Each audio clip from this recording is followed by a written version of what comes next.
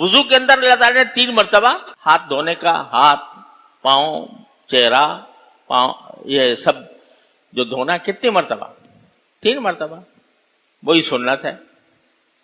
اب اگر کوئی آدمی کہے یار 3 مرتبہ سے میں 4 مرتبہ دھو لوں، 5 مرتبہ دھو لوں، تو یہ چوتھے 5ویں مرتبہ جو دھوئے گا، یہ نہ صرف یہ کہ سنت نہیں ہوگا، گناہ ہونے کا بھی اندیشہ ہے، کیونکہ حدیث میں رسول کریم صلی اللہ علیہ وسلم نے فرمایا کہ فمن زاد علی ھذا اب ازداد فقد اساء وتعدى وظلم، جو 3 مرتبہ سے زیادہ دھوئے اپنے عضو کو وضو کے اندر، اس نے برا کیا، اس نے زیادتی کی، اس نے ظلم کیا۔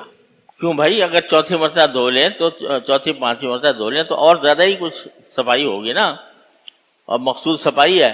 جو لوگ حکمتیں بیان کرتے ہیں کہ وضو کی حکمت یہ ہے کہ بھائی صفائی ہوتی ہے، ٹھیک ہے حکمت ہوتی ہے، لیکن اسی وقت ہوتی ہے جب اللہ تعالیٰ کے حکم کے مطابق چل رہا ہو بندہ۔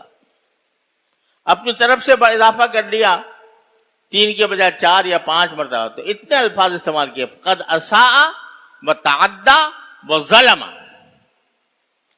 اس نے برا کیا، زیادتی کی، ظلم کیا۔ کیوں؟ اس لیے کہ میرے بھائی تم اپنی خواہش کے پیروکار نہیں ہو، کسی کے حکم کے متبع ہو۔